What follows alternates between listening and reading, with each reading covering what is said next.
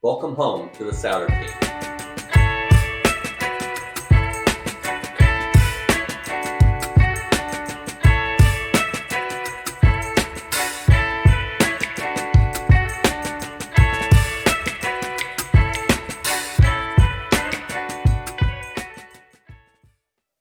Hi, I'm Brett Souter with Remax Roots, and I'm really excited today to have Matt Williams with Williams Home Inspection Services with us, and we're going to talk about all things home inspections.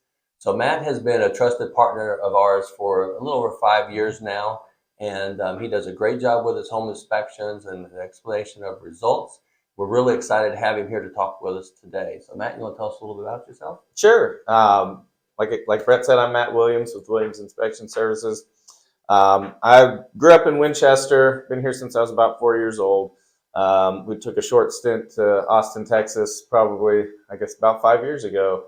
And then we've since moved back to settle down here. So we love the area. I think it's a great place to buy a house and raise kids. So that's why we're here. Yeah, and Matt actually you started your home inspection business in Texas, didn't you? Correct. Yeah. So I started out, did all my initial training and everything in Texas. Worked there for about 3 years before we moved back here. And one thing I thought I would ask also is, home inspectors, you have a certifications that you all have to do now. Correct. Yes. In Virginia, it's a state license requirement. It used to not have to have a license, but since the last probably about 6 or 8 years, you've had to be a licensed Virginia home inspector through the Department of Professional and Occupational Regulation. And then on top of that, there's a lot of certifications through home inspector associations. So I'm affiliated with the American Society of Home Inspectors, which is one of the oldest societies in home inspection industry. Yeah, and so our team, we really believe in home inspections. I think it's a really important part of the process. Making your contract subject to a satisfactory home inspection doesn't mean that the house is going to be perfect, but it means that you're going to be educated to what is in the house. And so we always try to negotiate that for our clients when at all possible.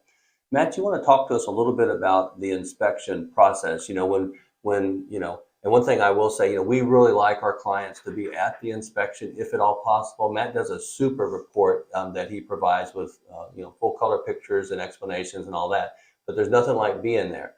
So when we show up at the inspection with our client, we introduce them to Matt. Matt, what's the process from there? Sure, absolutely. So the majority of folks like to come to the inspection. It's a great opportunity for them to learn about the house while finding out anything that may be wrong or needs maintenance or anything like that.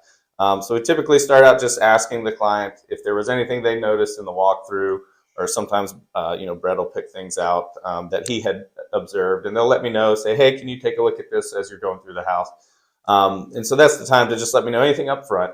Of course, we're going to go all the way through the house, but typically the actual inspection process, I tend to like to start outside if the weather's nice, looking at the exterior, grounds, siding, roof, everything like that. And then once we get inside, I typically like to start with the plumbing. So I like to run all the plumbing so I can then kind of go to the lowest level and work my way up. And then that way I've already run plumbing. I can look for leaks, anything that might potentially be popping up like that. From there, once we get all the way through the house, we get up into the attic, and that kind of finishes out the inspection. But from there, then it's kind of question time. So we talk with the clients and say, okay, these are the things I found. I try to prioritize those, and they get prioritized in the report as well. But to kind of give the folks an idea of the condition of the house, things that they could potentially budget for in the future, things they might want to have fixed shortly after they moved in, anything like that. Right.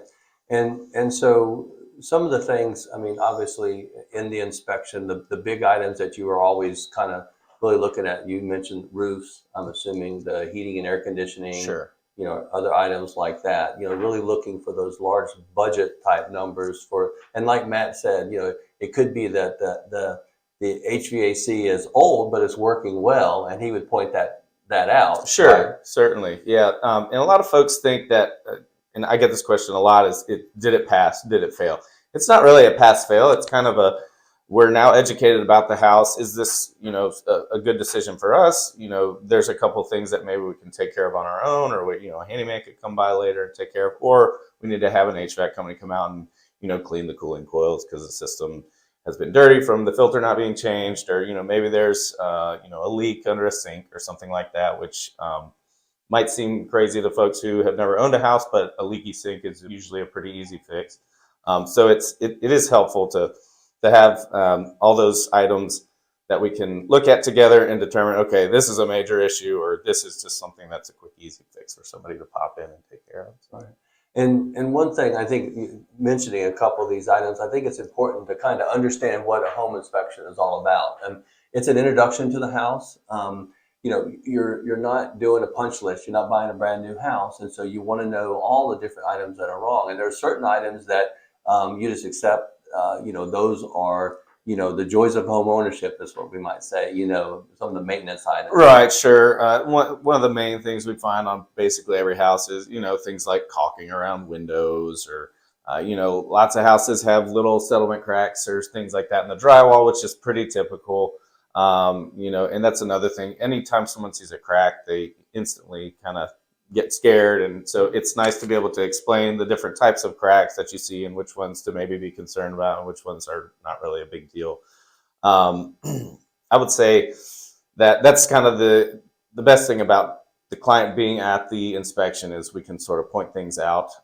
If you can't be at the inspection, I try to be as detailed as possible with pictures and explanations and everything as well. But it's a great education moment. It's not about finding all the bad things. It's also about finding out, where's my water shut off? Where do I reset breakers if I trip, a circuit or something like that? Yeah. It's Jared and I were talking prior to the podcast today, and a home inspection report is a quite lengthy document, and it has a lot of items on it. And Matt's job, or any home inspector's job, is to point out all potential issues with the house and show maintenance items and stuff like that. But there are items that we are looking for our clients, and those would be items that are detrimental to the home currently. Matt mentioned, leak under the sink. Most sellers would want to fix that anyway, because they don't want to have damage to their property occurring that they probably didn't know about it, quite frankly. And just over time, those things happen and they need to be taken care of. And so any kind of leak, like under a sink, a roof leak, undisclosed, and by undisclosed, I don't necessarily mean that the seller didn't tell somebody something, but I mean undisclosed, the seller might not have known about it. Maybe there is a leak in the attic that hasn't shown through, to the drywall and inside the house, and different items like that. Sure, absolutely. I'd say, the majority of areas that homeowners, even someone that's lived in their house for 20 years, the majority of the areas that they're not sure of are, maybe the crawl space or the attic, because those aren't areas that you typically go in frequently. And like Brett was saying, a roof leak that hasn't shown. A lot of times, if you have just a very small leak in your roof, it takes a really long time for water to drip through the insulation enough to actually touch the drywall so that you would see it. So it's a great idea to have somebody that's going to be going into those areas to take a look around. For the current homeowner, really, if there are significant things that they're unaware of, but also specifically the person that's going to be buying the house, so that they don't have to crawl around under there or up in the insulation or anything like that. Right. Another area, we kind of think, we were talking in some of the different areas that we see a lot of repair requests for. We mentioned, an HVAC can be old and be functioning properly. Well, it could also be new and not functioning properly. And it amazed me. I mean, I can't tell you the hundreds of inspections that I've been through over the years, but the first time that, I watched an inspector put thermometers, of course, back then they used thermometers, they put it down, and Matt's got, there's thermal, infrared. There's a lot of new technology that isn't required in home inspections, but it really is a helpful tool for any home inspector to have to kind of pinpoint problem areas. And what he does is, he's like looking for the differential between the air that's coming into the unit versus going out of the unit, to make sure that it's operating within its required tolerances or whatever. So sure, correct? Absolutely, yes. And if similar situation, if somebody has been changing filters, the coils that actually cool and heat the air in, say, a heat pump system or something like that, if they're dirtied up with dog hair, dust, and debris, that almost insulates those coils, so it causes the unit to work a lot harder. So you may not be getting as much heat or air out, but you're also working your unit harder than it needs to, which could lead to premature failure. Yeah. And so those are items that we would typically see as something that would be a reasonable request to have a seller look into. To have, like in that particular situation, we would want to have a seller hire an HVAC company to come out, take a look at the unit, make sure that it's serviced and put in a proper working order would be the way that we would put it in your container. Sure, absolutely. And kind of touching on, bigger issues like an HVAC system, just because it's a higher cost item. Same thing with, roofs and foundations. Not every roof, not every foundation is perfect. And it doesn't mean that it's not something that, again, is an easy fix or is repairable, and the house could then, continue on for multiple years after that. But, there's a lot of components on a roof that will go bad before the actual shingles do. So just because you're having a small leak from like a plumbing boot or something like that doesn't mean the entire entire roof system needs to be replaced, but maybe just a few, again, maintenance items. Same thing in the foundation. Maybe you're seeing in the crawl space, you're seeing some moisture around the corners of the property, but there's, gutter downspouts that have been sitting at the corner of the house for, 10, 15 years. Get some extensions away from there. It's a very good likelihood that that's going to take care of a lot of that moisture that might be down there. So yeah, those are some kind of bigger areas that you like to focus on, but the idea of how there can be, smaller items that can be taken care of pretty easily to make it, bring it back to good condition. Right. And that kind of makes me think of something. So Matt touched on Matt will always defer to a professional, licensed professional in the industry that maybe that he's calling out. He'll find the issue, and at that point, we would want to have it, and maybe in the reference to he would call out cracks in the foundation. He does have concerns about maybe there's deflection or Sure. they're bigger than they should be, they're wider than they should be, something like that. And have a licensed contractor or an engineer look at them, and those would be the kind of things then that we would put in a contingency. Sure. Those would be normal things to ask for some kind of remediation or at least an explanation that's satisfactory to the client. Sure. So Matt, let's talk about some of the things that typically maybe are not in your home inspection that you would not do. And I say this I'm talking more from a contractual basis, because Sure. with our contracts, it's very specific. If you want to, where Matt can do the radon inspection as an example, it's not a part of the home inspection contingency in most cases. It would be a separate line item that would need to be in your contract. Sure. And so specifically, let's talk about some of the things then that maybe, even though you might be able to do the inspection for someone, that would not necessarily be a part of that home inspection. Sure, absolutely. So things that are excluded would be, hazardous materials. So like you said, radon testing, asbestos, lead, all those things have to be determined either by, a device that records the information, or has to be sent off, like for asbestos or lead, has to be sent off to a lab where they confirm or deny that it was that particular product. Termites, while we look for termite damage and wood destroying insect damage in all our inspections, technically that is also a separate item and a separate report that is needed in some instances. Let's see what else we have. Technically, using a thermal image camera, things like that are not included in a home inspection, but it's a tool that we can use for our information. To help educate the buyer, to help determine if something is actually a leak or if it's maybe just a spot of insulation that's missing. What about chimneys? Chimneys, sure. So we're kind of, as far as home inspections go, we're kind of limited. We can't open walls or move concrete block or anything like that. So we're a bit limited in as far as chimneys go to kind of the opening of the actual firebox and then what we can see down from the roof. So and certainly plenty of things can happen in between those two areas. So it's always a great idea, specifically if you have an older masonry chimney, to have somebody, that can actually scope down there with a camera, take a look at the insides of the chimney just to make sure that liners and everything aren't cracked, which, is potential fire safety hazard. Yeah.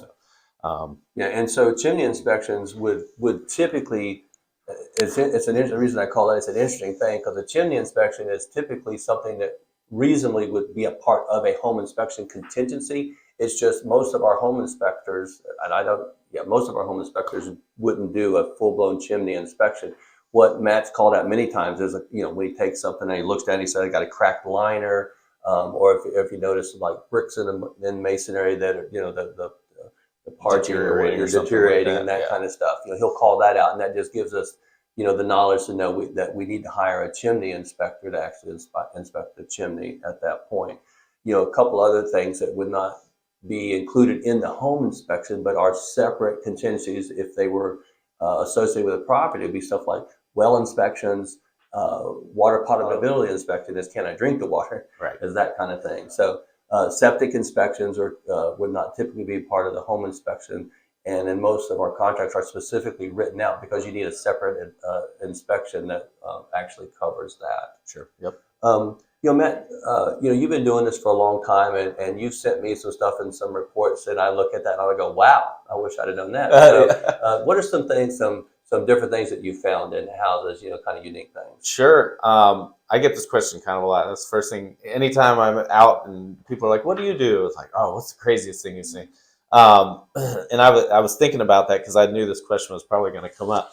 A really cool one and I've seen it probably 3 or 4 times, and that's in 3,000 inspections, is a bee hive that has developed inside of a wall.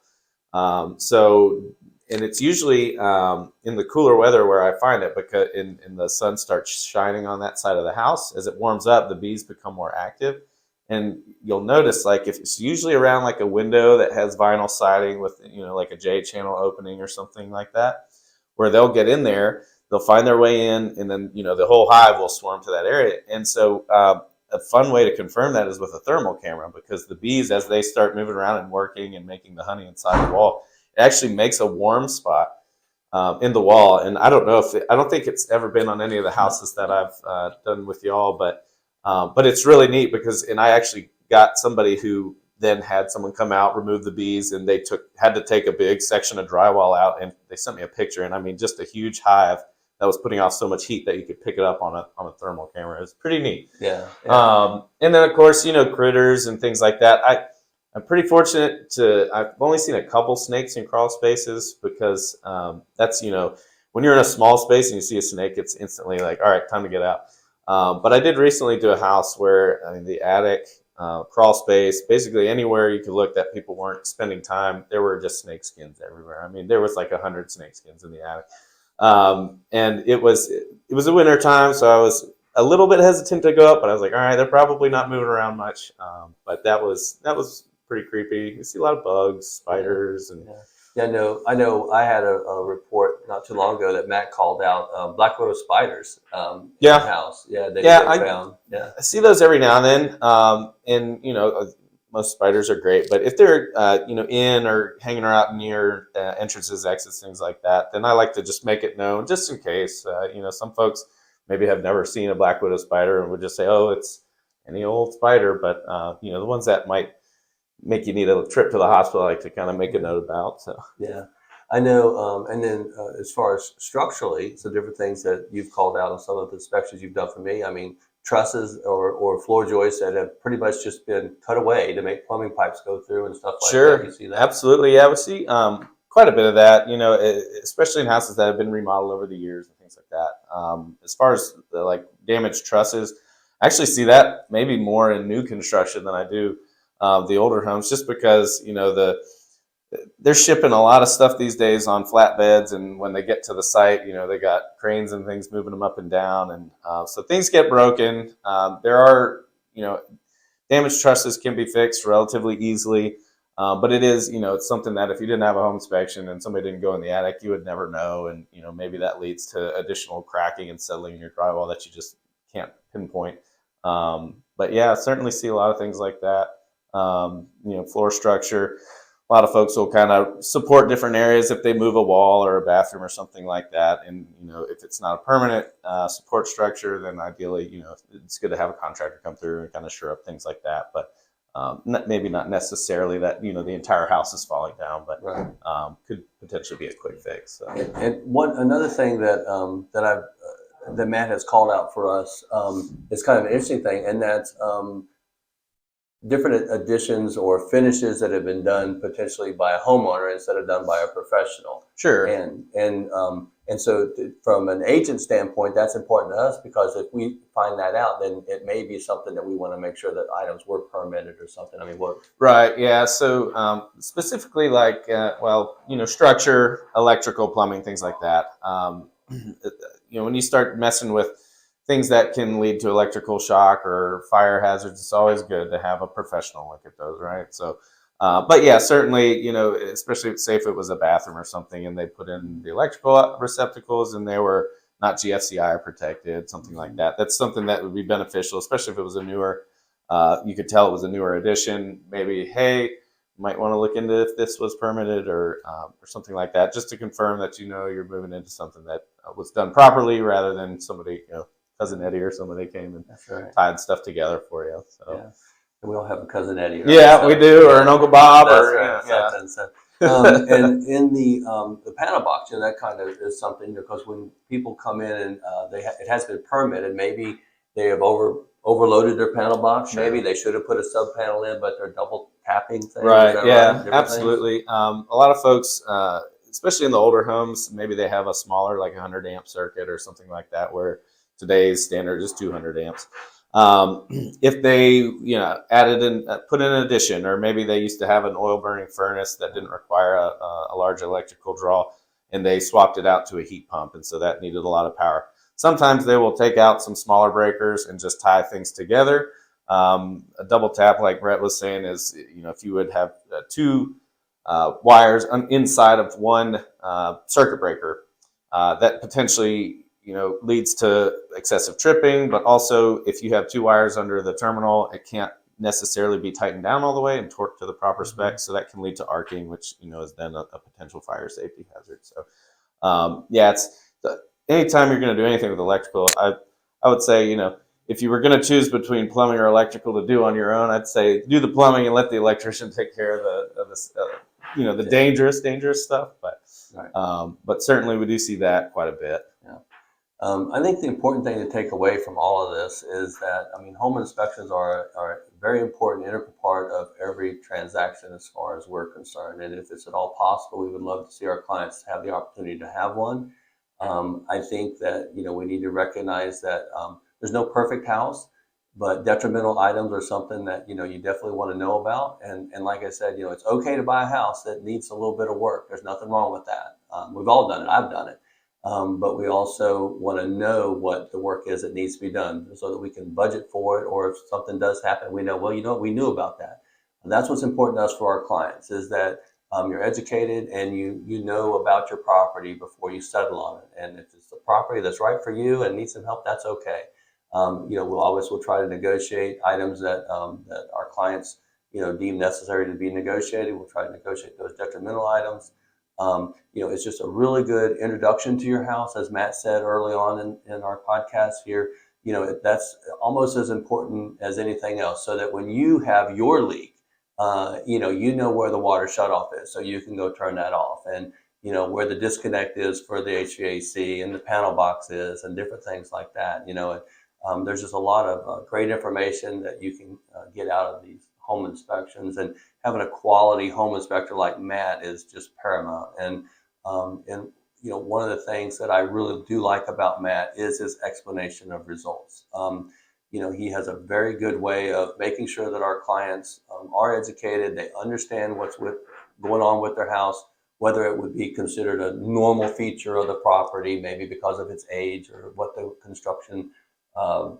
Sure. Yeah. To help to kind of determine what's maintenance or, just old house related versus what, maybe was a recent change in the structure, or, recent development of a leak or something like that. Yeah.